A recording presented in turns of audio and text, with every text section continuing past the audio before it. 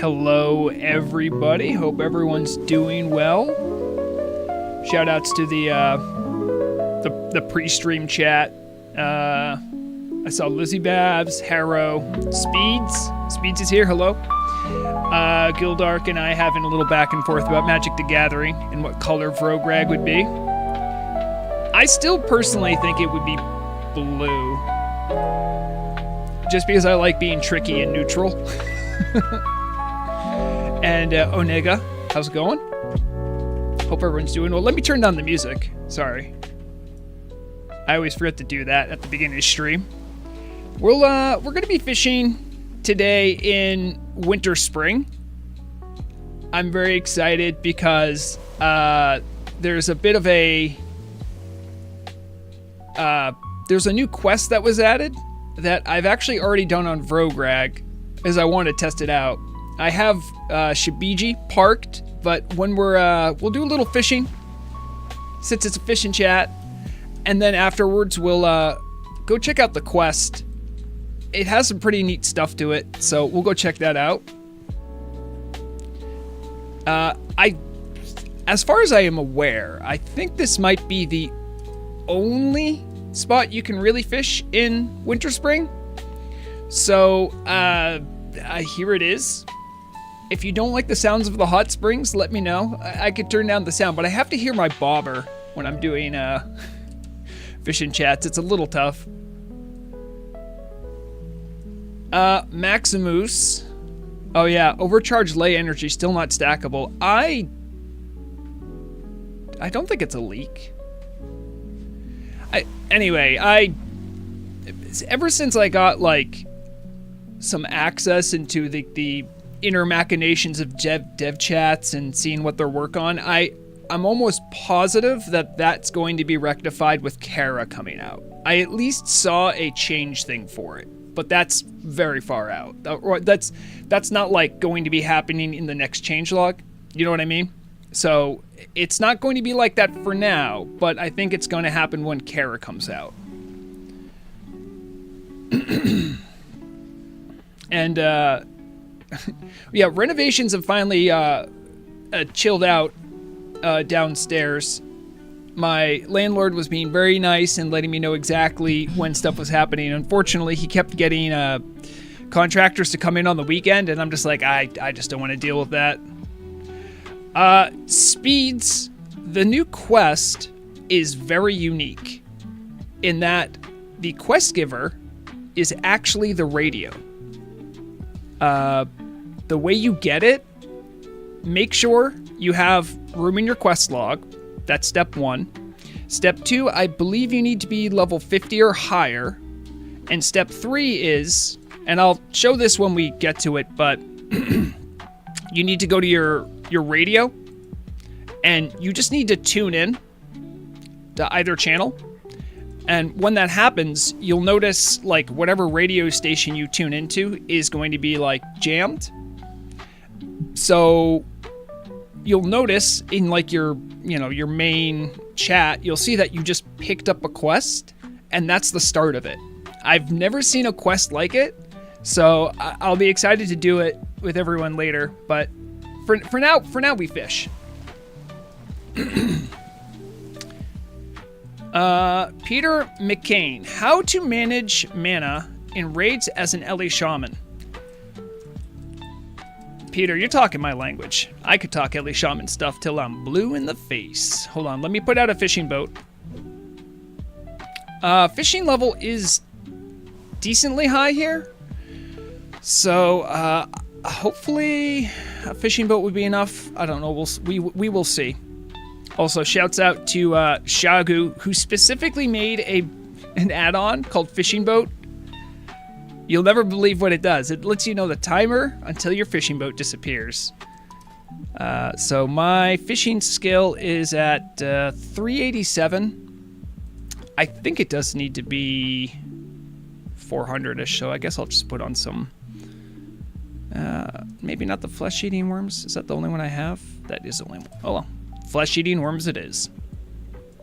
Fun fact too, flesh-eating worms, they're just, you get them from a couple places. Some ghouls that have little wormies pop out of them, they can drop them.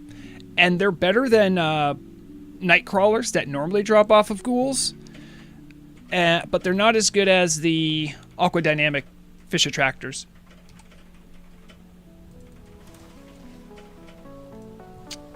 Let me get my keybinds. Oh, I think I have fishing buddy, so I don't need to do anything special here. I do need to fish in the correct direction, though.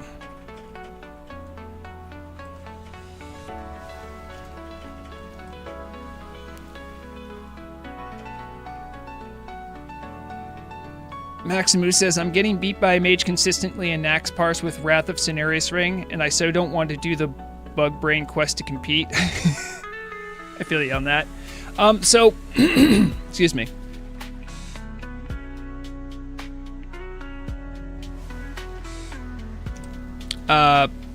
Answering Peter's question. So, that's a very deep question. There's a couple things that I would suggest. Get very friendly with teas, dark or demonic runes, and of course mana potions. As I think any caster should, it's very important for mana starved classes. There's actually a build that can certainly help. I still use it in Nax just because our runs have been so quick that there's not really time to drink. And when there is, it's kind of inconsequential. So I've opted for a more mana-friendly approach. Let me see if I can actually bring up a talent calc that could demonstrate some of this. Let me do this cast first. But what I'm going to be showing you is that you can get all the important things in Elemental that you need for damage right off the bat. And then with your extra points, you can go into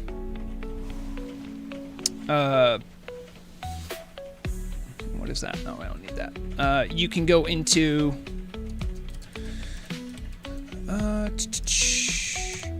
deep enough into restoration. Yeah, I think I can show it now. And if you hear the clickety-clackety in the background, that is Murog. She's next to me. She thought she got a quieter keyboard. But did she? You guys can tell me. I can hear it. I don't know if you guys can hear it. Let's see. I don't hear it coming up on your stream. Well, I know you don't because you're the one making all the noise. No, I could hear my old one on your stream. Okay. So this is going out to Peter. So what you can do is, out of these two, you're probably, if you're an elemental and you're doing like any amount of like emergency off heals, you're probably not going to be taking advantage of this. So you would go 5 here, to an improved reincarnation. You want Tidal Mastery because that helps your lightning. So you're already a little bit in to restoration. These other ones you don't need. Like, this is the one you need. I only picked 2 here. Like, I could take that back and we're fine. We're still here.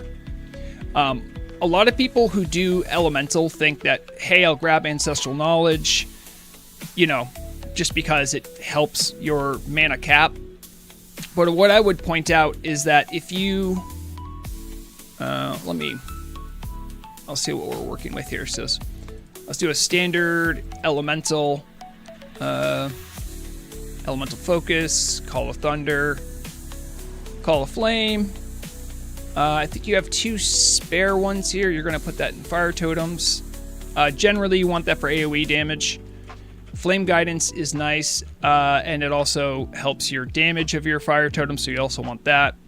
Electrify, Storm's Reach, of course, Lightning Mastery, and then boom, okay? So we only have 10 points left. And you're likely going to at least go this deep into restoration. With your remaining 10 points, I would suggest grabbing 5 more. Probably want Totemic Reach in case you're in a group where totems matter. It's not always the case based on your group comp and what have you. What you put here to get to the next tier is largely inconsequential. You can go here if you are going to be doing more off heals. Here if you really don't want to be interrupted. All right, so we got enough to get to the second tier.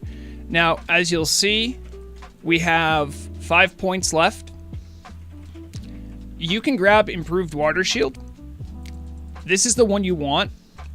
You don't need Restorative Totems necessarily. You can get these if you're Mana Spring isn't that great, honestly. You can get it if you want. But the thing here is you want Improved Water Shield. This is very important. And the reason is that they've changed it recently. It says allows 246 of your mana regeneration to continue while casting. This is increased by 1-3% for each water shield charging. Now this isn't spirit based anymore. They've actually changed it. So it actually increases the effect of your MP5, which Shaman gearing doesn't really have any spirit. So the old way of having it was kind of useless, but now it's a lot better. So you're going to want to get this. This is an important one to get. You can have a couple other talents to put somewhere else. You could, if you're really desperate, you can get a little bit more because you'll get more intelligence here. And the other thing that I would point out, if you don't have it, is oh man, what is that? There's a relic out of Black Morass that will increase the. You'll get like a flat MP5 value out of having it. And since it's a weapon, you can easily swap it in or out wherever you're at. So between fights, you can equip that relic to get a little extra mana. That's kind of the best you can do right now. Hopefully that helps, Peter. I'm always happy to let people know how to, because it's really tough early on for Elemental. Even still, there's a lot better tools though now. So it's an easier. It's an easier difficulty curve, is what I'm trying to say, nowadays. And a lot of the tier gear has better mana values as well.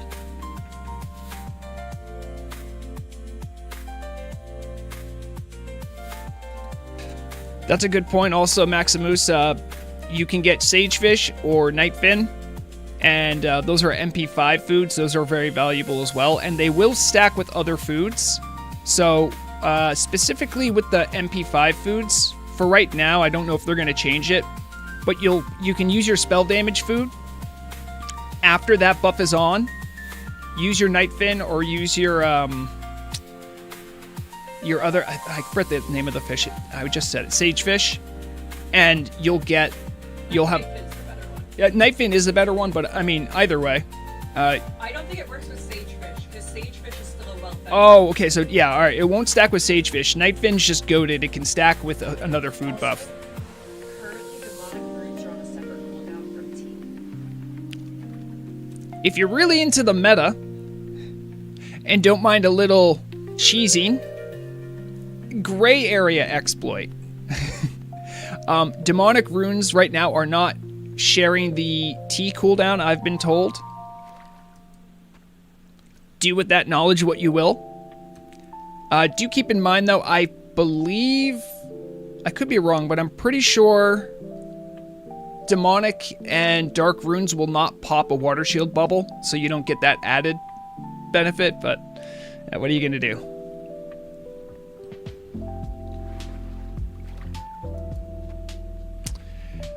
I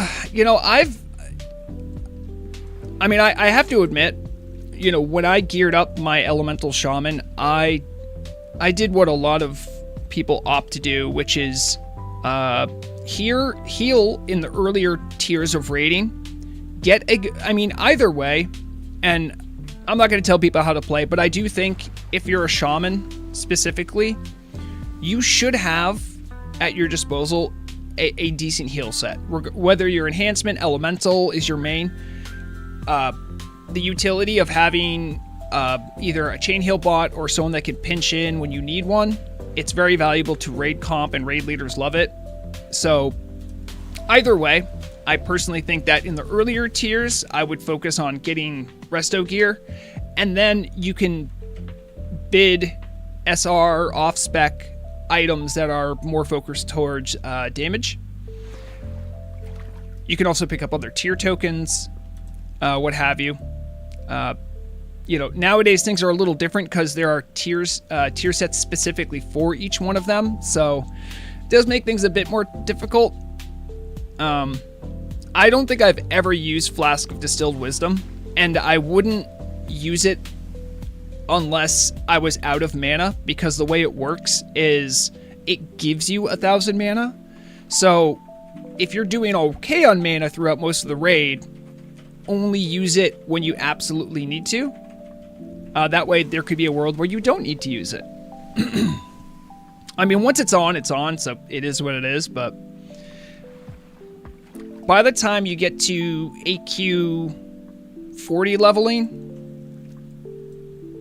you're going to find your mana problems are going to lessen, and the reason for that is because you start critting more, and when you crit, you get the better clear casting effect, and you get the better clear casting effect, you're going to be saving more mana for when you cast Chain Lightning. Another thing you can do, although it would hurt your DPS, based on what fight you're contending with, you can optionally just try casting Chain Lightning less. If it's like if it's a boss and it's going to be a long fight, or literally just waiting until you get a clear cast proc to do Chain Lightning. That's something you can do as well. That takes a lot more discipline, but that is a way you can go as well. You'll do slightly less damage, but you'll have mana, so.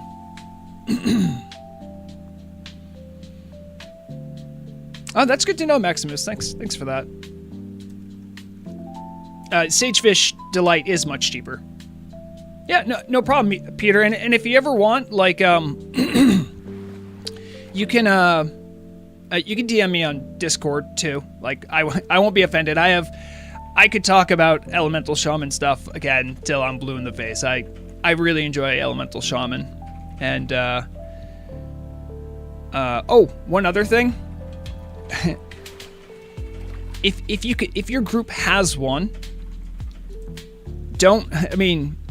as someone who's run raids and I talk to raid leaders a lot, don't be that guy and moan and complain about group. But if you're fortunate enough, or if your room can account for it, try to get in a Shadow Priest group. If you're in a Shadow Priest group, it is night and day, because they throw up Vampiric Embrace, and you get that, and it is glorious. If I have a Shadow Priest in my group, I mean, I've literally done Patchwork, which is like one of the longer fights, and I'm going all out. I'm using Chain Lightning on cooldown. I'm putting down totems. I'm going hard. I've had times where I don't even need to drink a potion. So, Shadow Priests are great. Be friends with a priest. Yep, you can always be friends with a priest. Because you also want to be friends with a priest for enlightenment.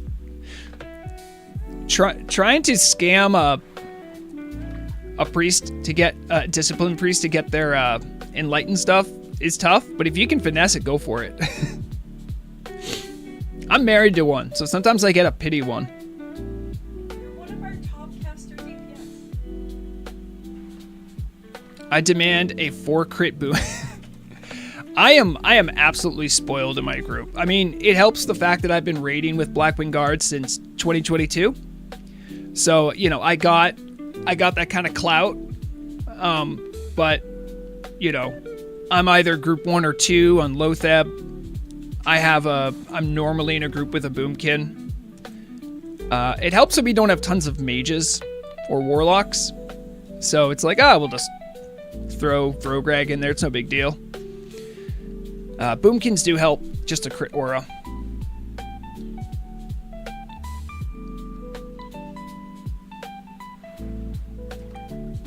Enlightened buff got me killed on 4 horsemen and Nax. Well, here's another fun thing about Enlighten. Enlighten? That's holy damage, friend. Some people forget this. On Turtle WoW, there is a greater holy protection potion that is available. It's not like Classic. Let me do this castle. I'll show it off, because I'm pretty sure it's on the database.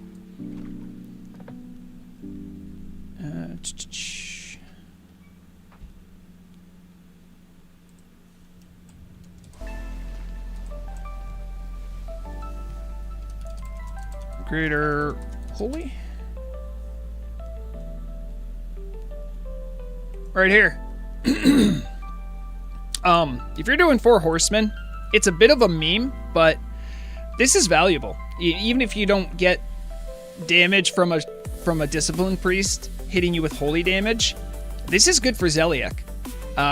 This can literally be because sometimes DPS aren't disciplined and you get a holy shock chain. If you're the 3rd person in the chain, this can help. If you're the 4th person in the chain, this is like a 50-50 on whether or not you live. So, and it's not expensive to make. Look at that. Well, Elemental Air is not exactly cheap, but Golden Samsam's pretty affordable. So, throw some of those on. It's a good idea.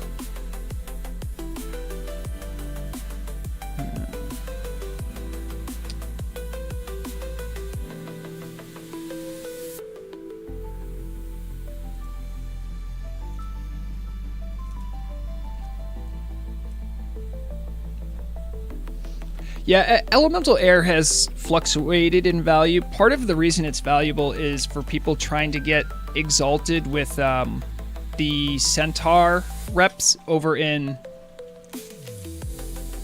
Desolus, I believe. They have, I think, a repeatable turning quest for either side. Maybe just one side involves Elemental Air. Just one of them? Okay. So, well, I mean, there you go. That did... I mean, it went from absolutely useless to actually useful, so that's something. But don't expect like old vanilla or classic prices on Elemental Air. Yep. Oh yeah. If you ever farm Elemental Invasions, you'll pick up plenty.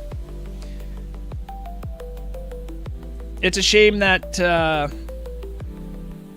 mean, listen. I'm not going to complain because.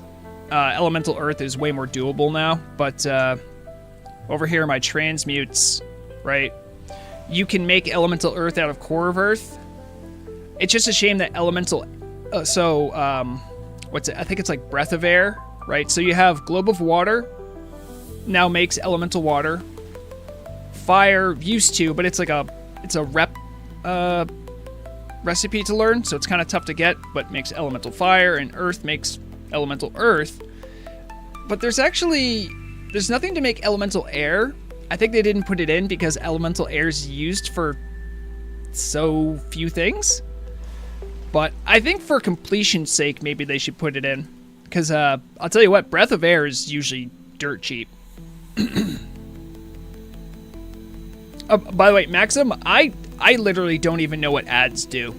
I just like click the do whatever button. I have no control over that, so I apologize.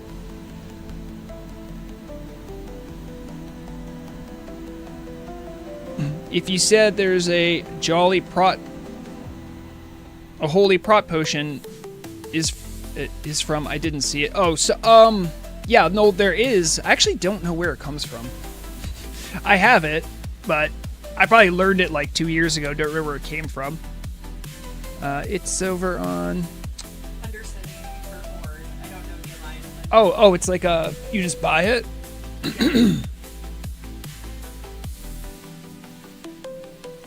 Let's take a look. So, yeah, I'm confirming my form submission. So right here, it looks like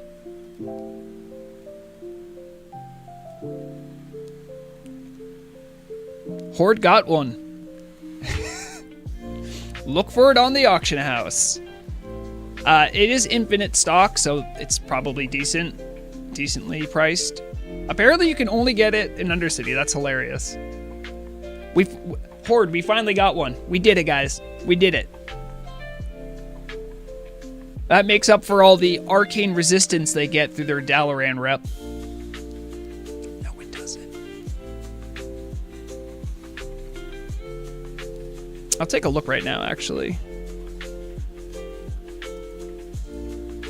I'm trying to talk. So, Greater Holy? No. I don't want the exact. No, I don't need a T there. So, I mean, right now there's 5 of these on the auction house for 5 gold. If bigger viewer of yours, Amda's gonna log on and we'll buy something and whisper Amda. Oh yeah. All right, I just heard this from Murog. She's going to literally log on right now, and she's gonna buy some. If you want any, you can whisper Amda. That's AMDA, and she'll give it to you for cheap. I'll COD vend for vendor. Or COD for vendor, she says. So there you go. Making it a little bit more achievable, because that, you know what, that's what the Horde does.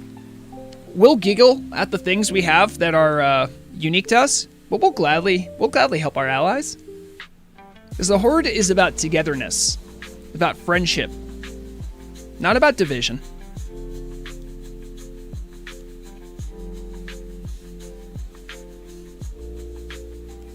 Yeah, I mean, I again, it's a bit of a joke, right? Because there's very few things in the game that do holy damage, and especially in a raid setting. The only ones that I could think of is like Zeliek, and I think there's another raid guy that might do holy damage. I think. It's good to have in your toolkit. Holy resistance, that is a... Hello, hey-ho. That is a much deeper question, because Holy doesn't have like a resist thing on any boss. It also doesn't have any vulnerability on any boss. It's a very special damage type. It would require such a substantial ground up like work. I don't think holy resistance is going to happen anytime soon. The client may not even support it. I'm not positive, but I think that might be the case. The paladin class, well, paladins and also now discipline priests, because smite priests do legitimate damage. Like they're not like top dog, but their utility for giving other casters damage makes smite priest like a thing, right? So we do have 2 sources. It is tough for discipline priests, because for them to do like their, like, not requisite, but like their best chance, they need to be in a group with a paladin that has the aura out that makes them do more holy damage.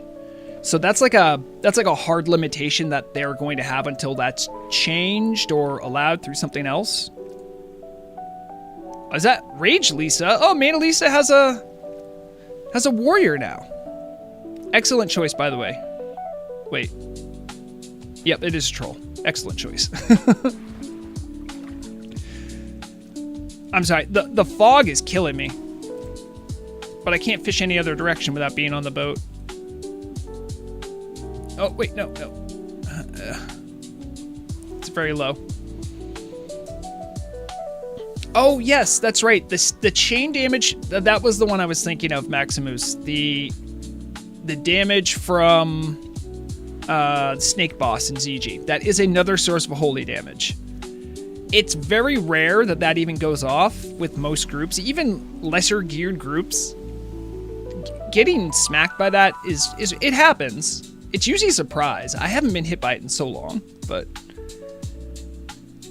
Drazen TV says, I bet there will be encounters in Kara that require holy protection. Maybe. I mean, most of the flavoring and lore that we understood so far through teasers and stuff, it looks and sounds very demonic. But, I mean, there could be, like, some character like, wait, is it Blamo? Did I get them mixed up, the 4 Horsemen? Which one? I think Blamo does the holy damage, or Zeliek. So there could be some kind of, you know, corrupt paladin or something in there that still does holy damage for reasons. I think it would be a nice twist. They have all the, like, if it is a holy damage fight, it would be nice to see their greater holy damage protection potion get some utility. The reason that I believe that was put in the game way back is because a long time ago, they had plans for a Scarlet Citadel raid. I still have the attunement quest for it done. That's what the Scarlet Crusade... I don't know if you can still do it, but I have the item for it. I think that was since essentially canceled for a number of reasons.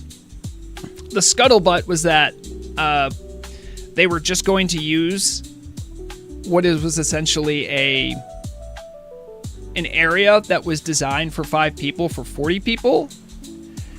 And I think they didn't like what they had designed, so they just kind of scrapped it. They might come back to it, I don't know. But I think that when they were designing and thinking about it, one of the things we got was the Greater Holy Protection Potion. The more corrupt holy damage they add, the more reasons they have to add undead paladins. I mean, I appreciate and like the fact that there are faction-restricted classes. I think it is, from a more zoomed-out perspective, it is weird that you can have Forsaken priests that are healing, but you can't have a Forsaken paladin. But I think there's a lot of issues with more of the expanded lore that, like, it's easier to overlook a Forsaken priest using holy than it is, like, the discipline and, like, stricture that is, in the lore sense, required by paladins would much more preclude Forsaken from being a paladin. I'm not super sharp on paladin lore, but I think it would require more writing or more justification than what they currently have, and that's just one more reason why there should be more Horde content. There is Horde-specific content, of course. The Alliance does have a lead in quests, cities, and special things just for them. But tons of stuff about the Forsaken and Turtle WoW lore is still an open book. Like, we're very much where vanilla WoW was. There has been some expansions. And I like those. But the Tauren and their quest with the Grim-toting tribe don't really have any sort of a conclusion to that. We have another tribe of trolls that are vying to get acceptance in the Horde with the forest trolls. We do well with a lot of the orc quests and lore, but there are some common sense things that still aren't even in. Like, if you go to, let's pull up Orgrimmar here. So go to Orgrimmar. Right here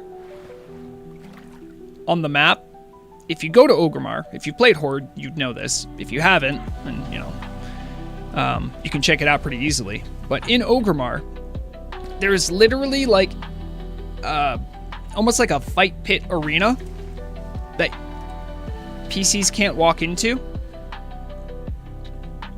I don't know why, but stuff like that, that would make a great Makara spot. So I mean, there's plenty of things that like need love on the Horde side, and I think from even like a lore perspective, there's more that can be expanded upon and given a Turtle WoW sort of twist. So, you know, when I look at my talent tree, right, I could just look at subtlety and go like, this is Turtle WoW, right? And in the future, I hope that there's more lore to really differentiate. And there are plenty of custom quests. That's not my complaint. My complaint's more that, like, I would love stuff that really progresses the Horde factions storylines. Yeah, and we've seen a lot of that with the High Elves, Alathalas, and to another extent too, like the goblins on the Horde. They have a lot of their story expanded with the Durotar Labor Union, Blackstone Isle, like actually having a nice dovetailing story of why they are where they are and how they're working with the Horde.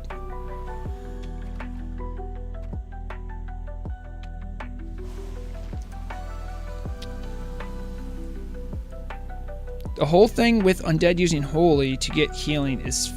yeah, I know. And, I mean, even to a certain extent, I think tons can be expanded on with how trolls access holy magic. Most of what we have, I think, like in what would be considered turtle canon, is we have a vague sense of trolls worshipping Loas, but we don't know much about them. Other than, like, Hakar's a bad Loa. And there's a couple other things, to be fair. I know if anyone's seen there's like a ZG world boss you can do now. It involves fishing. And when you get a certain number of things from fishing, you can get an item that drops off of Gazranka in ZG. And with that item, you can go to Ashara to summon like an old forgotten Loa who's a crab, and you can fight him. He's like a little world boss to do. It's kind of fun, but like that's what we have for expanded, Loa lore on the troll side.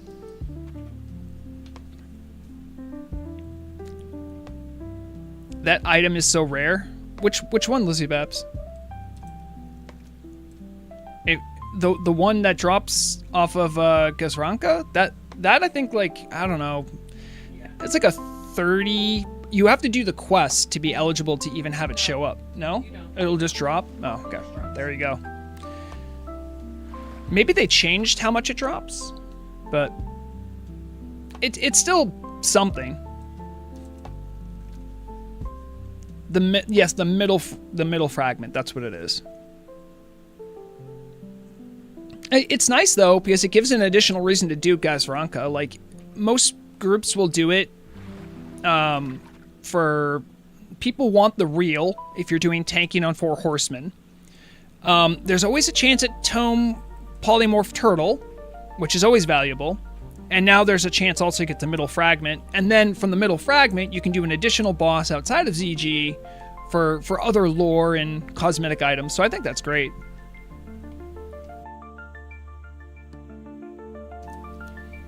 Oh, speed's nice. I'll be doing it when my fishing boat runs out to show it off. But I have Shibiji parked over in Everlook right now. It's a fun one. We're talking about the new Everlook radio broadcasting quest that was released. I think it's really cool. There's also I think like a 16 slot bag you get from it. So, I've been on the server forever, and I'm all like, portable wormholed out of my mind, but that's because I give them my $15 a month. After playing here for like 3 years, I mean, you got to use the turtle coins on something. But if you're a newer player, I think that's amazing, especially because you can do this at level 50. That's a huge boon.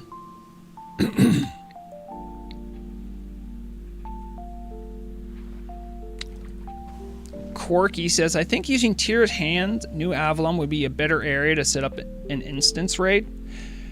Quirky, I don't know if you know this. Let me open your eyes to something. This is Eastern Plaguelands. This is Scarlet Enclave. You can get here right now. Everything here, most things are like elite mobs. You can either kind of do some janky jumping to get over the fence here, or you can swim around. The mobs here are up. There's even a little mini world boss right here, the Admiral something. And off of him, you can get a pretty cool item. It's useful for rogue tanking. It's not really a thing now, but this item right here, Jacket of the Scarlet Admiral. He drops that. He drops other items too, but that's the one I remember going after, and it makes you look like that. I think that might have been the initial plan, was to use that area as sort of the run-up to the raid. But like I said, they sort of canceled plans for that raid. And, you know, it's a fully fleshed... Well, it's not fully fleshed out. It has mobs that drop loot. So that's what I mean. It's a cool area to go check out and explore if you're someone like me that just likes exploring. I've done tons over there. There's even a couple rare spawn elites too, not just like world bosses. Tyr's Hand had a high elf quest that they haven't done anything with, but it's pretty certain there's cultists there. Well, I don't doubt it, given the surrounding area and the dark influences there. Yeah. I mean, to be honest, Speeds, like, I know there are some people that like leveling up through elite mob tagging. It's certainly efficient, but I would actually say that, like, when you're like level 55, I'm gonna be honest, you're probably better off starting to do some of your dungeons and get gear if you can. If you intend to play on that character in any serious way. And just because, you know, almost every like level mid-50s is gonna want to be doing Hateforge Quarry, Blackrock Depths. It's a rite of passage for every level max level character. You got to spend some time in there, as there's really good items, and there's just so many mobs, you know.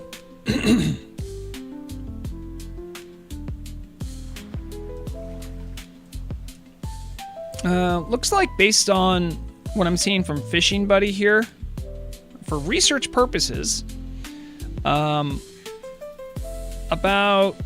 69% are white scale salmon, which are valuable because of fish au chocolat. I'm getting plated armor fish at 16%, nightfin snapper at 10%. That could change if it was daytime, of course. And I've caught a couple redgill for some reason at 4%.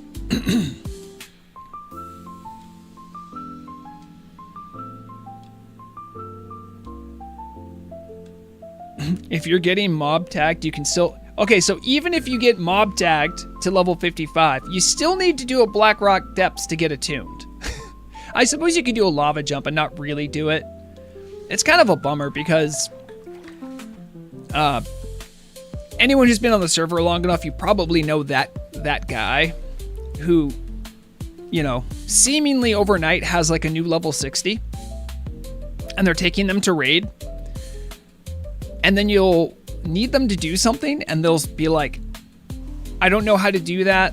I didn't learn that. And then you suddenly realize that the real toxic poison of mob tabbing to 60, if you intend to raid with them, is that you don't learn how to play that class. Thank you, Majay Stick, for the follow. Appreciate you. But yeah, I always find it so funny when it'll be like, yeah, we can you do Curse of Elements? Oh, I never learned that. Why? Oh, I was doing shadow damage when I leveled up. Well, we need you to do Curse of Elements. Stuff like that.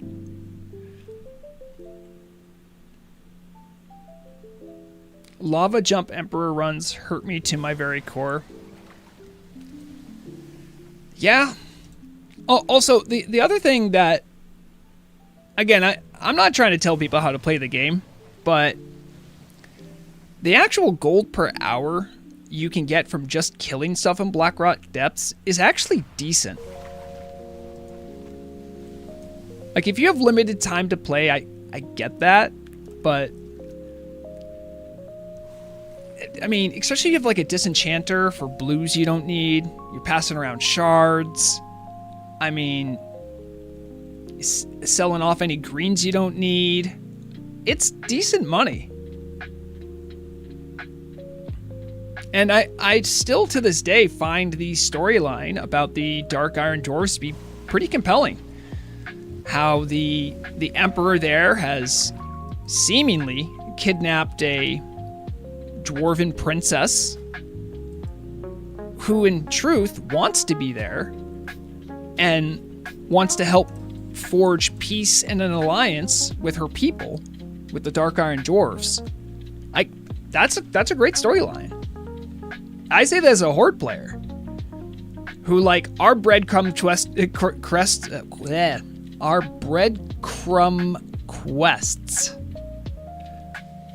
to do stuff with that, like it's mostly the Horde's like, you know what, dwarfs aren't so bad. Maybe we should help them.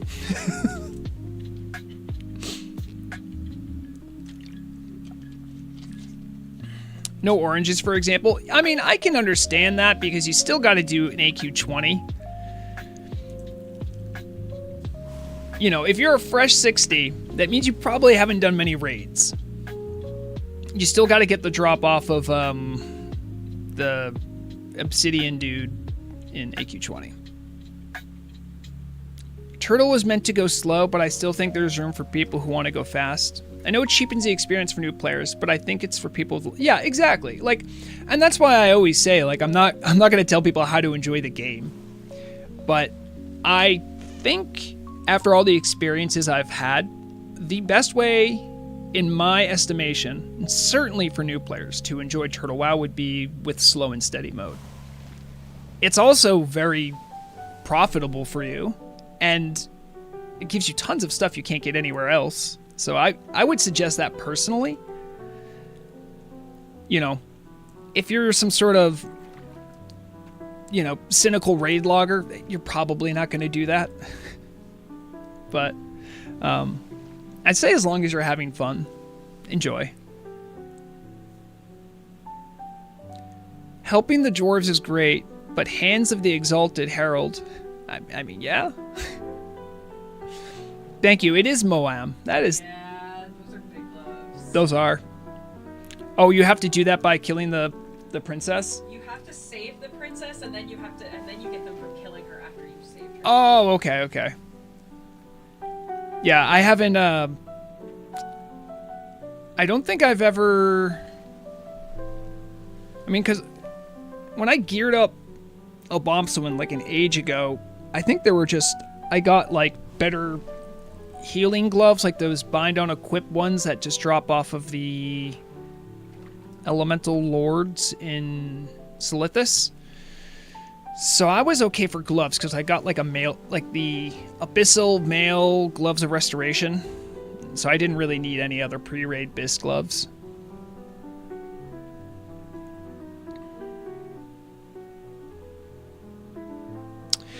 Yeah, Speeds. That's actually that's a thing I've often considered, and I've thought pretty deeply about the subject, where it's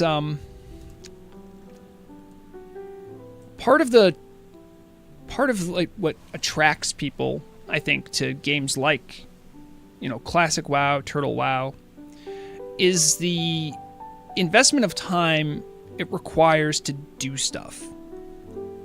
And that sort of gives a veneer of, you know, dedication and achievement that many other games don't. And that's pitted against a much more modern sensibility about gaming, that everything needs to be efficient and quick. And I've been, you know, guilty of that too.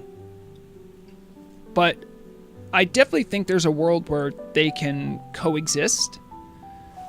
And like I've often said, you know, for some people, trying to min-max the quickest path to 60 is fun. I definitely see that. It's like a problem that needs solving. So I get it. But all communities, to some extent, need new players. And having a more open-ended and slow play style will allow new players to learn how to play the game, learn to enjoy the game, and really get immersed in it.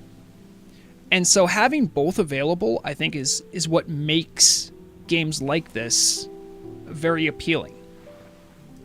Turtle WoW is special in a sense that it's like it's okay to do things slowly. It's okay to be new and to learn things, and we have a good community that, by and large, I think embraces that. I mean, there's definitely, toxic parse lords out there who are like, oh, you did this one thing, you're dumb. And it's like, as if they're not aware of the irony of the fact that when they were new, they didn't know stuff. But okay. And there's enough ways to interact with the game that you can kind of choose how you want to do it. If you just want to like low-key level and do some RP, that's available.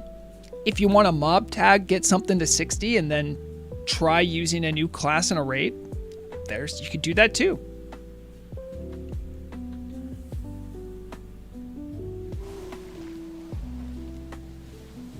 Level 1 twinking is a thing I like to push. I mean, I have not looked at it because I think it is literal insanity. I think the Turtle team went too far with the insanity mode, the level 1, like you're locked to level 1. I don't know what that's about, but if you like that, have fun. I know to a certain extent there are level 1s who will flag up PvP and then they'll start getting killed because people from the other faction will like find them and attack them. And someone who's twinking a level 1 is going to have a setup that makes them way stronger than a normal level 1. It's nice because it makes players rethink the should I do the PvP glyph? I don't think that was the intention, but I've heard stories about that. I'm like, two like-minded, sweaty meta style plays are butting heads. It's funny to me. I have a friend that I'm helping with the Lunatic Challenge. He is 7,000 kills in. He can kill targets up to level 15. Oh, wow. Wow. That's kind of ridiculous. By the way, the game wasn't designed for you to be level 1.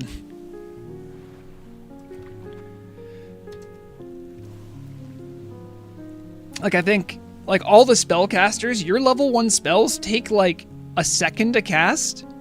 They're not even remotely close to global cooldown. It must be very awkward.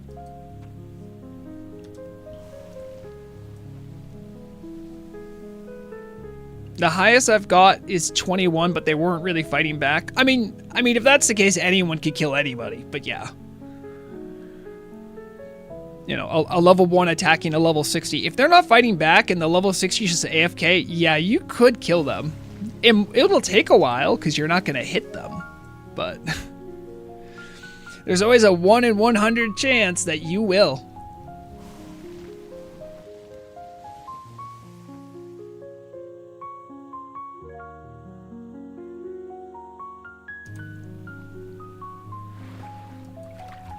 I mean, I'm excited to see. I don't know if the market on raw white scale salmon is going to be decent, but I'm excited to sell some of these. Get a little extra cash. True story too. I actually raided on Vrograg this week. I did an AQ40. And boy, let me tell you, I was rusty and very, very confused because the last time I did AQ40 with Vrograg, was, I mean, I think I did it once or twice in 2023 with a completely different raid comp, different raid leader, different speed. The group I'm raiding with, still Blackwing Guard, have definitely prioritized doing AQ40 a lot quicker. And so I'm trying to contend with that while also being like, okay, how does my rotate, like, you know, what am I doing here? Which okay. And like everything I had for cooldowns was like wrong. Because I could use sappers, but because we were going so quick, I like used them at the wrong time, and then I was off for the rest of the raid. And yeah, so it wasn't pretty, but I definitely like what they've done with Rogue now that I've gotten to do it in a proper raid. My damage wasn't as high as, you know, everybody. I mean, I can just kind of float myself with the gear I have, but it was a good time. What was it? It was, and Twin Emperors. So, back when I got Thunder Fury on Vrograg, my guild had been doing AQ40 on a day that I just couldn't do. So I literally had not done AQ40 with Thunder Fury, like, ever. So when we did Twin Emperors, there was a call out. Say, hey, unequip Thunder Fury. I don't think they knew I was the one with it. And I went in comms and I'm like, Thunder Fury aggro's the bugs? And they go, yeah, you have to unequip it. And I'm like, oh no. That whole fight I had to use 2 offhand weapons. It was not a proud moment.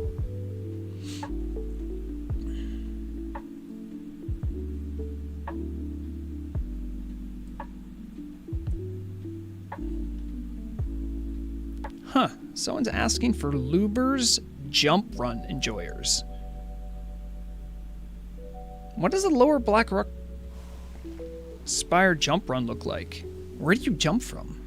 You jump down near the beginning. Yeah, but what do you skip? You basically can skip almost like you can skip the first half of the dungeon. Oh. It's been a while since I think I've done those before, but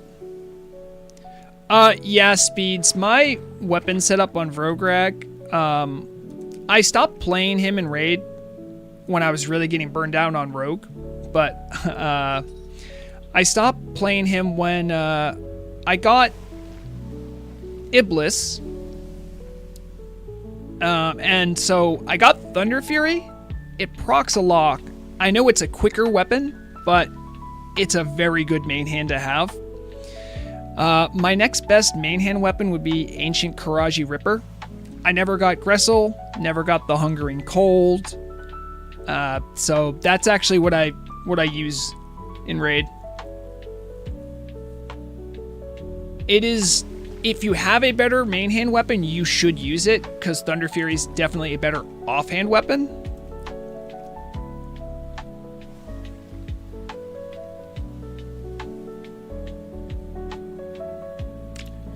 Really, Lizzie Vaps? People are faking logs? Well, why do that? Like, what are you proving? And that's true, Speeds. They never meant anything anyway. Here's what they mean. If you have a new person wanting to join your raid, they allow people who are vetting them to see what they do. And to see if they understand the game. Like raiding, essentially. For the purposes of parsing and saying like, oh, this season I got number 1, it doesn't mean anything. I think here's what they are good for. If you are determined to beat your own personal records, I think that's when they're valuable. Because only you know if you cheat, right? So you can look at your logs as a whole and look at ways for yourself to improve. Any tips for new player? Yeah, make friends. Make friends and have a good time. Do not rush the leveling experience. Enjoy it. Stop. Smell the roses. And really read everything on your talent tree and any new abilities. Don't be like me, who back in 2022 didn't really read Kidney Shot and didn't know it was good.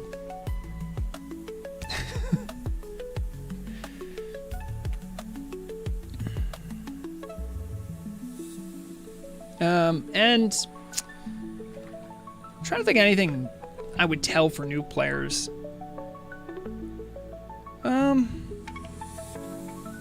I suppose if you are going to donate, the bags are nice.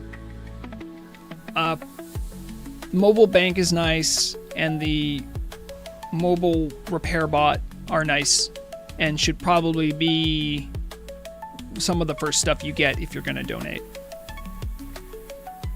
As attractive as some of the mounts might look, as interesting as some of the other stuff might seem, I would suggest that if you're looking for the most convenience and smooth path into playing, that's what I would suggest. And yeah, of course, you should look on the forums for guides made by Speeds. They're expertly written, handcrafted, and the best there is. Oh yeah, Speeds, that's true. Yeah, Mailbox is also very valuable as well. Mailbox, Repair Bot, pretty much if you have those two, you can continue playing without going, crap, I gotta run back to town, I have to see a vendor. I think it's still fine if you don't want to get those, and I think it's a good thing that there are permutations of playing where, like, you know, if you're balling on a budget, I'm glad there's a way for you to play too. As there's a lot of people in the community like that, as because we have like an international community, right? So there's people from less economically advantaged areas that are playing that, you know, getting a mailbox might not be so easy. So to those people, you know, you can still play. The coins, by and large, only get you convenience. There's not like a way to get coins to get superior gear. It's definitely, I've said this before, I think it's in the gray area of pay to win. I don't think it's not over the line for me, but for some it is. So, you know, I completely respect that opinion too. Also, I swear by this. I don't know why. Maybe they changed it at some point, but I was so certain that the repair bots didn't sell runes of portals and runes of teleportation. And like, I had Shibiji. Shibiji was my second level 60, and I had her back in 2022 as well. And I just never, maybe I never looked, or maybe they changed it and I didn't realize it. But for the longest time, I kept going back to Undercity to go to the reagent vendor to get more runes of portals and teleport when I would run out. And then at some point, I mentioned that to Murog, and she's like, "What are you talking about? You can get them in the repair bot." And I'm like, "No, they don't put those in." And then sure enough, they were there. So, you know, actually read.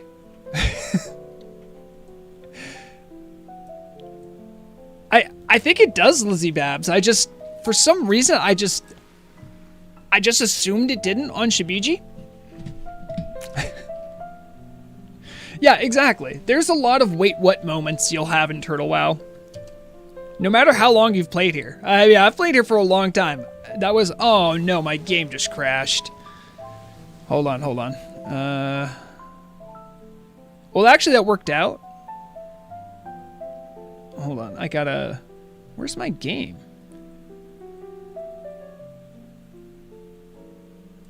Okay, we're here. It worked out because I was about to go log over to What do you need? Shibiji. What do you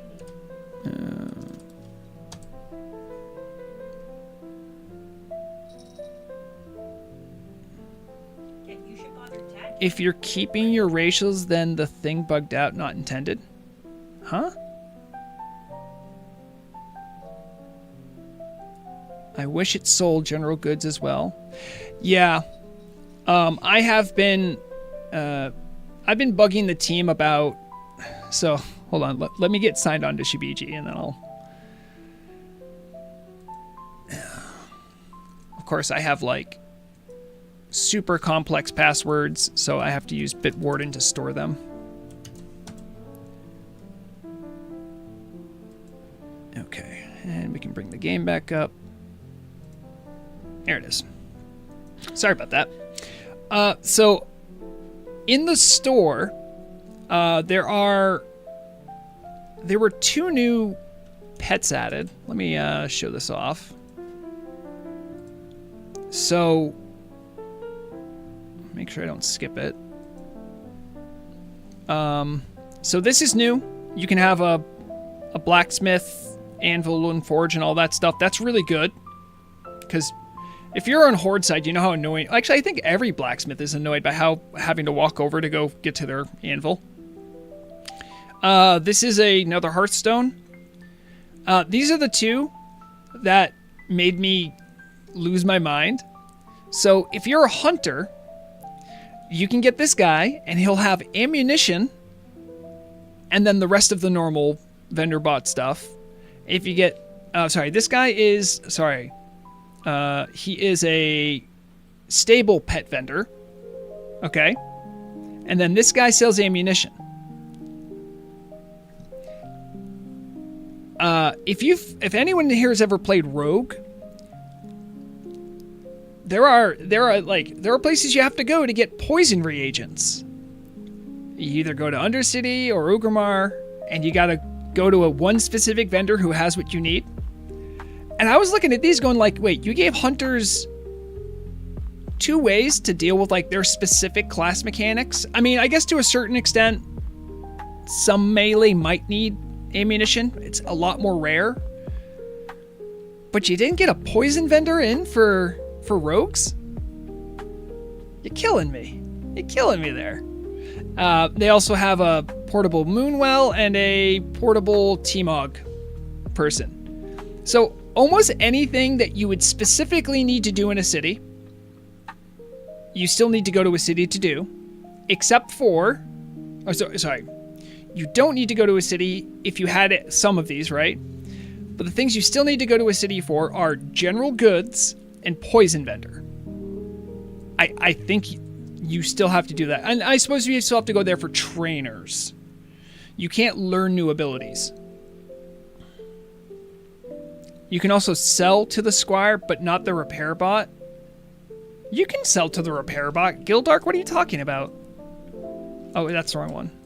Here's my field repair bot. Here, have this healing potion. Worked for me.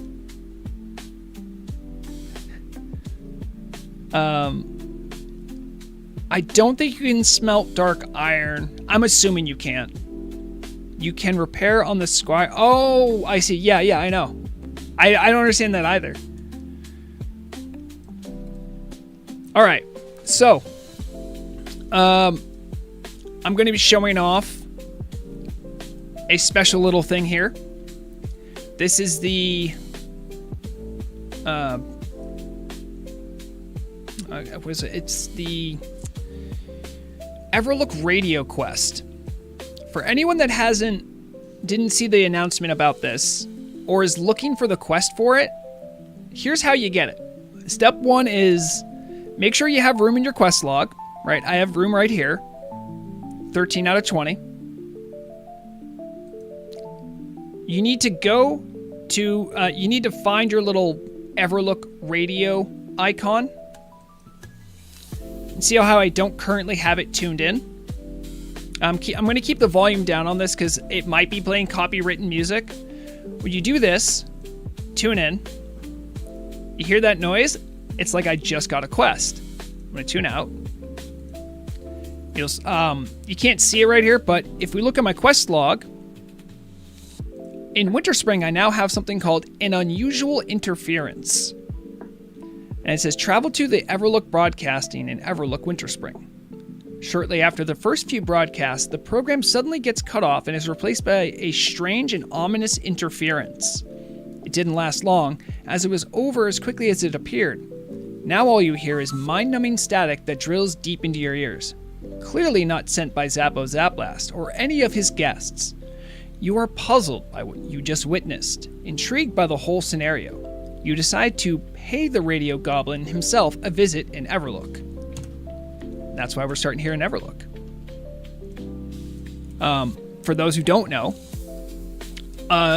Zappo is indeed in Everlook. You can find him right back here in the far corner of the building. It has like the auctioneer and the general goods vendor. This is Zappo. And you can turn this in. Said, oh, you heard the interference and are here to help? Perfect. I could use a capable pair of hands. The Everlook broadcast hijacking. And the quest text is as such. If there is one thing that Zappo Zaplast can't stand, it's grouches going out of their way to ruin the fun for others. During yesterday's broadcast, my team and I lost connection to our tower, only to hear a mysterious message sent through our outpost channel seconds after. The cheeky fella stole the spotlight during my advertisements and started slandering us more than an intoxicated zombie. Turning off the broadcasting tower wasn't an option either. We worked all day to keep it up and running following the recent snowstorms. All we're broadcasting now is endless static, a catastrophe. You look lively, more or less. I could use some help in exposing this phony. Nobody simply interferes with Zappo Zaplast and gets away with it. You can find our recording box next to me. Just press the green button and then pull the slider down and turn the knob left all the way to the maximum output. Listening to all the interference again will help us get to the bottom of it all. So what he's asking you to do... Did I pick up the quest? Hold on. Actually, I gotta pick up the quest. There it is. So he wants you to interact with this. I've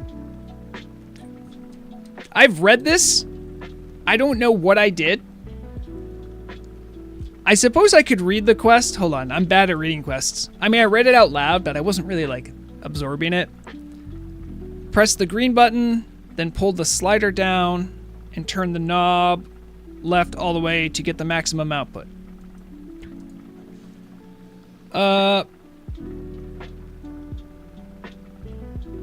So I think these are a series of instructions. One of these is the correct one. I guessed the correct one. I think that was the right one. You turn into him. If this bugger didn't use a voice modulator, I would be able to tell you exactly who he is. My big green ears are the best in all of Azeroth. No fancy elf can compete with my auditive recognition. Nevertheless, hearing the recording again may have in fact just helped us solve this mystery.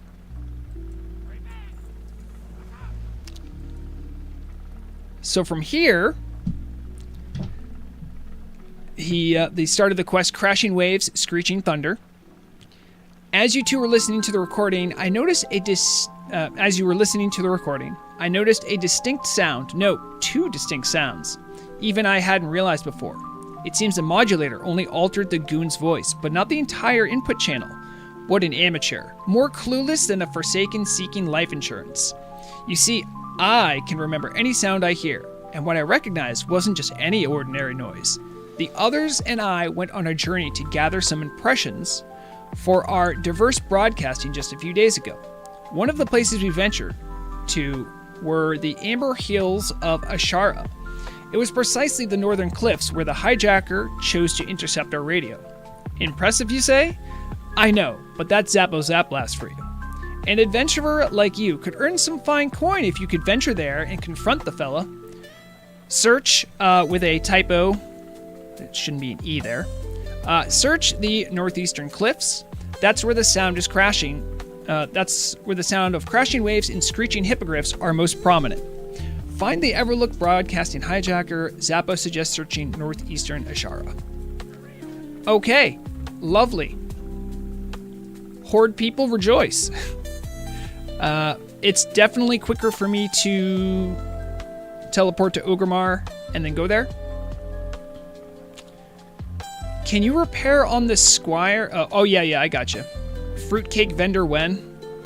4% over the 2% or whatever. What is it? It's 3%. Is substantial. I know speedrunners like it a lot. Macro guild base loves this. While we're flying over, did you guys see the yet again changed guild base announcement?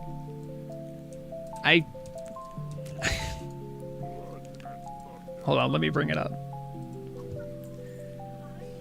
I was so telling the team, like, this is a bad idea. You shouldn't do this. You know, your normal stuff.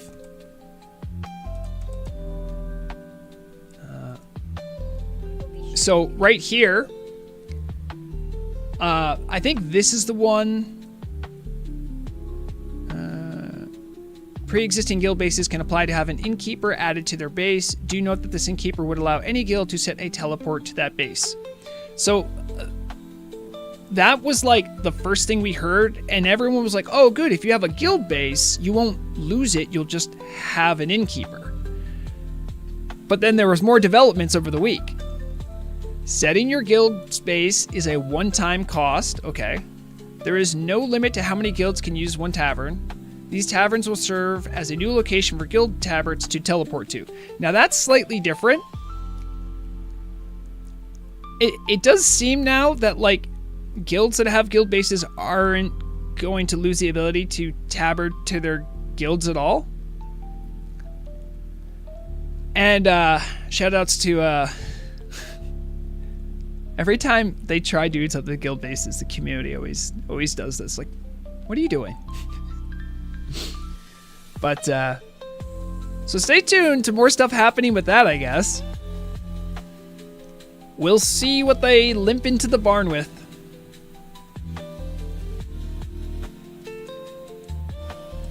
Okay, so we're here in Ashara. This will serve as a little guide for the quest, but we're going to want to head to this little cluster of mountains right here.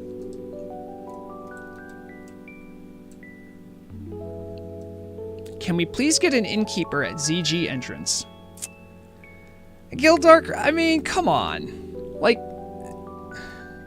it's, I mean, I guess maybe for Alliance it's more annoying, right? Because you guys can't run from Gromgal, but where do you guys go from? Would Alliance come down from Darkshire? Duskwood? Thank you. Yeah, it sounds like a skill issue. Just be horde.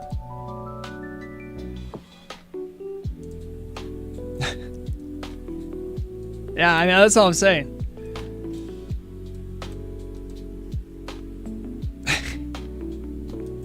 I will admit that ZG is tough to get to for Alliance, or at least annoying, because Booty Bay isn't exactly around the corner, and you have to go to like another city. The walk isn't that bad, honestly, from Duskwood over to ZG. That's probably like a minute or two longer than what Gromgal is. Because even though it's a full map, they can also fly there from their capital. They can fly where? Booty Bay or Duskwood. I know, but the walk from either one of those is slightly longer, and Gildark's having a meltdown because it takes 3 minutes longer, maybe at max. The bird from Stormwind to Duskwood is quick. It's not that bad to get to ZG on an epic map. Yeah, I mean, I'm not going to sit here and say that Horde doesn't have better transportation. They do. Like, you know. But I think there's probably worse offenders than that. Although I think that one, I hadn't actually considered that one. This is not the new Satyr Boss quest, Lizzie Babs. Can we put an innkeeper at GM Island? Probably not. That's my guess on that one. That's a hard no. Funny enough, there is an NPC innkeeper behind Scarlet Monastery. If you have Ashbringer, you can sit your hearth there. Thoughts on if you can make that a guild house? Ooh, I didn't know about that. Oh, wait, is that just the guild base? There's like a Scarlet Crusade guild. Dude, maybe they have a guild base with a, because I know there are actually, I think Macro has an innkeeper already. Some guild bases have innkeepers already, so.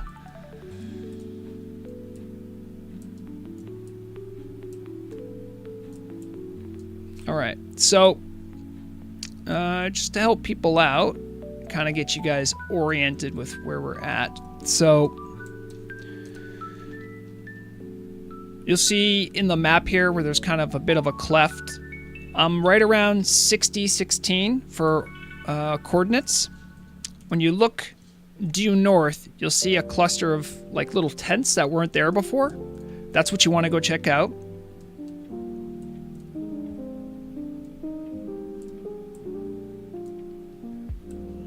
And then here's the scene we come upon. There's a goblin corpse. A machine similar to the radio thing we were playing with right over here. Some extra tents, some machinery. And as you're looking around, you'll find a hidden locker. You click on the locker, and it says, "The sight that unfolds before only raises more questions. This leads you to have, the leads you have are not many, but one sticks out the most. The Blood Elf's dagger sticking out of the goblin's chest. Your theory is that the Blood Elves you passed on your way west of here ambushed the goblin for an unknown reason. On their search for something, they took the goblin's possessions along with the key to the locker they couldn't find." So, if we look at the, did they actually put a model of a, no, they didn't actually put the, oh, wait, no, they did. Yep, there's actually a dagger sticking out of this goblin. Poor guy. All right, so this isn't like the quest. You're supposed to find this, and then this acts as a clue on how to get this lockbox open. By the way, if you're a rogue, it doesn't matter. You still got to get the key. You got to tell rogues that, because otherwise they're like, oh, well, I can ignore this step of the quest. Not the case.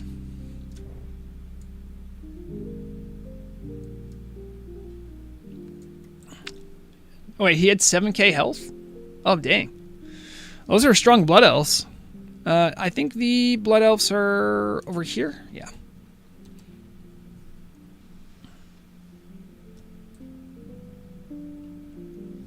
So from here on out, it is just a random drop chance. You got to kill some blood elves. Your normal vanilla bread and butter quest, kill something, get a thing. You'll love to see it. Let me actually get some buffs up here. Actually get some food and water if I need it.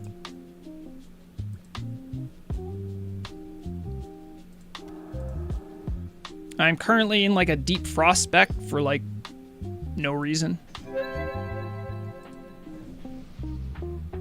Done buffing. Time to evocate. The bird from Stormwind to Duskwood is... Oh, yeah, yeah, I already read that. Thought that was new. All right, and then, yeah, nothing to it, but just to do it, you know? I'll try icicles. That'll probably hurt.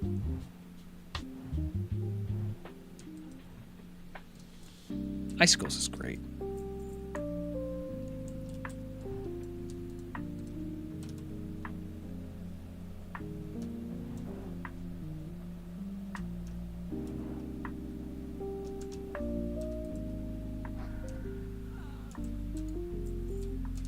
I don't know what the drop chance is, but my previous tests, it took me like 3 or 4 kills, so nothing too crazy here. I got it on my first one. Oh, well, there you go. Murrog's boasting she got it on her first kill. Nope, I didn't get it there. I'll actually have to hit shift to show off the loot for when it happens.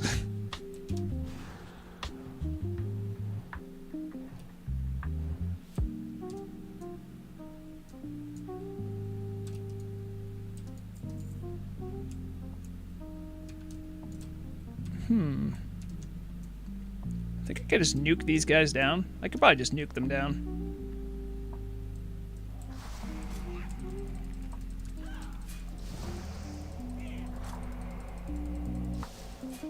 Just mage. Oh, they have a heal?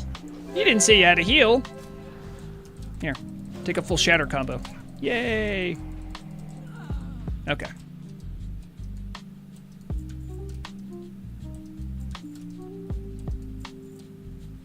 Of course, I'm not getting the key. What is going on? Any idea where I can get a tux outfit for my level 2 bank alt? I would suggest Murrog's tailor shop. Level 300 tailor makes the best tuxes around. Are those? Yeah, those don't have a level restriction on them, I don't think.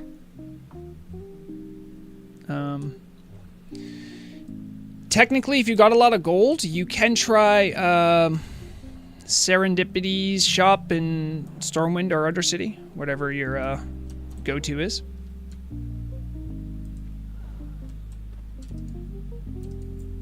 I can't believe I haven't got the key yet.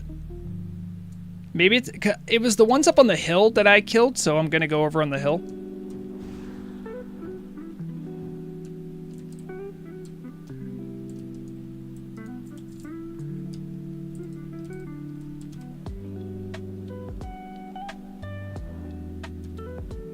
That was from the alt event. I think it's like 32 or something. Huh. Okay.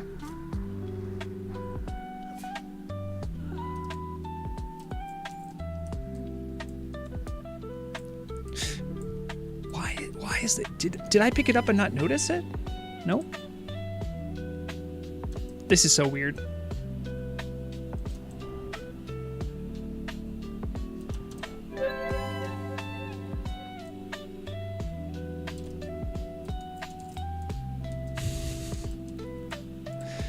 Is Murrog on right now? No. Murrog has a flask. She has a flask that's running. So sadly, you probably can't use her for that kind of stuff.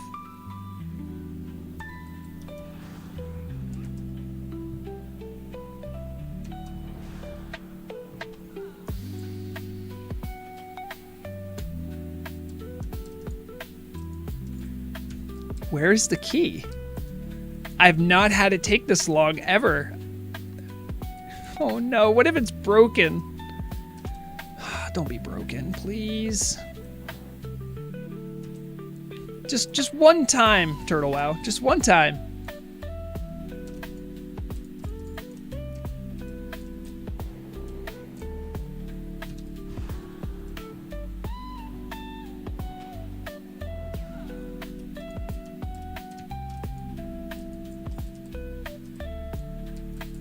So, it's not, as far as I'm aware, there's not like an item I need to click to get the key. I don't think they changed anything. I'm just having incredibly... Click on the little like radio thing and have it tell you you need the key. Was that a quest? It's not a quest. I'm gonna double check to make sure. So I am still on this. I'll make sure. I don't think there was a quest from there. I'm gonna double check. Maybe I'm losing my mind here. I just got the key from my first Blood Elf kill, so I guess you're just unlucky. I did the quest too. Yeah, okay, so I'm going to click on that box again, make sure there's nothing else I needed to do. This is what I remember happening. And most people say like they get it in a kill or two, so starting to think that's the case. Okay. The tent should be there. Yep. Oh, man. Everyone's talking about getting it after a second. Okay, so here's the box.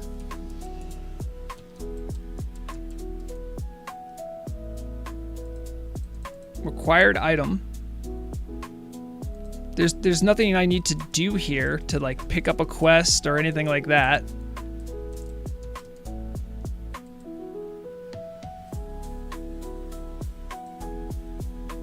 The thing is, it says continue. But to do that, I need to have the polished iron key, which drops off of the Blood Elves. But this gives me a clue. There's nothing else here I need to do, as far as I'm aware. Maybe I am literally just getting extremely unlucky. I'm still in the same quest. The polished iron key is what I need to get into that box. And so I should be eligible to get the drop.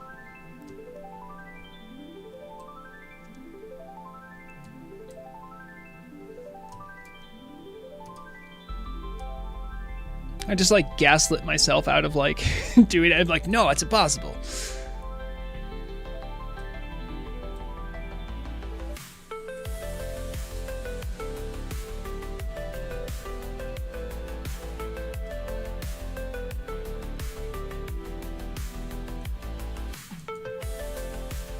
Now, obviously, if you have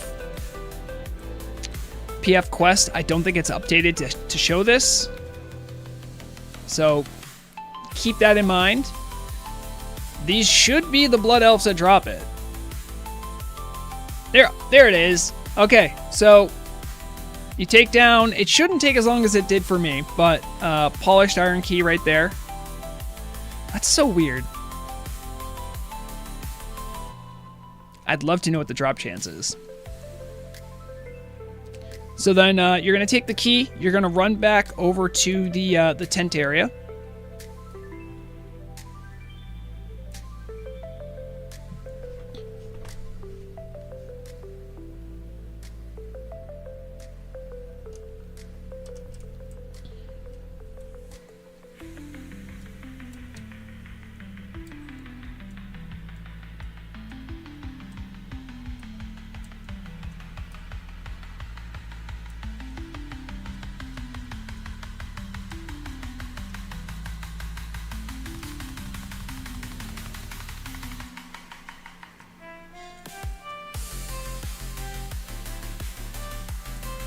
Okay, so once you get the special little key here, all you gotta do is continue, because you have the key. With a loud creaking sound, you open the locker. What you find is anticlimactic, but useful nonetheless, a journal and a peculiar device. So you do need to click the box again to continue the quest. Flipping through the journal, you infer the goblin's identity to be that of Blizzbang Zipperbox, an engineer from Kezin that has apparently worked with Zappo on some prototype machinery back in Undermine. Judging from what you can read, he must have been more than unhappy about not being included into Zappo's Everlook broadcast ambitions. Case closed. A little too easily for your liking. Some things don't really add up, but a job done is a job done. Time to return to Zappo, Zapblast, and Everlook. And here's what's really interesting about this. So, I won't go through the rigmarole right now of turning it in, but you will receive a signed Zappo Zaplast autograph, which is a gray item, but it says signed by yours truly, shows Zappo's signature, and then a smiley face. But I think that's actually worth like a decent amount of gold, believe it or not, if you want to get rid of it. You'll get a gold and a half, and you'll also get a unique 16 slot bag. So the quest is worth doing, especially if you're a new player and you don't have like great bags yet. I mean, there you go. You turn it in, and then everything should be hunky-dory as far as your radio. What I really thought was cool that this is a quest that enters your quest log from just clicking on the radio. I've never seen anything like that before. I've talked to some of the devs about, is there going to be a continuing storyline and stuff like that, and I think right now this is more like a test of concept. They want to make sure it works. I'm excited about more of this stuff, so definitely check it out if you haven't already. And yeah, always keep an eye out for any more fun and exciting quests. But that's everything I have for the Zappo Zaplast quest.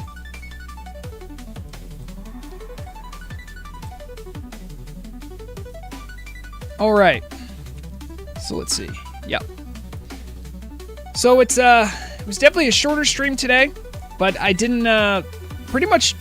I set out to do what I planned to do, which is do a little fishing, chat with you guys, and then show up the Zappo Zaplast quest. Definitely keep an eye out for any news about the guild bases. I'm not quite sure what they want to be doing with it, but I don't know, man. Like, hopefully we'll fully understand it soon. And that's okay. So yeah, that's everything I had for today.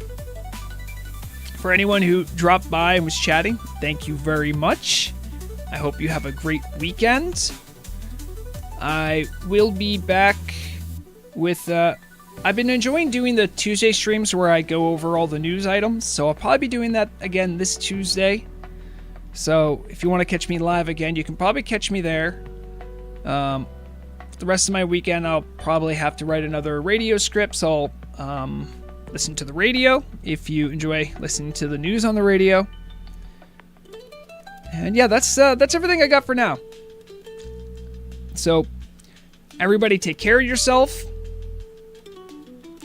When you're playing any game, Turtle WoW or something else, and keep in mind that the object of all games is to have fun. So make sure you're doing that. And as always, remember, the deadliest weapon is knowledge. Bye, guys.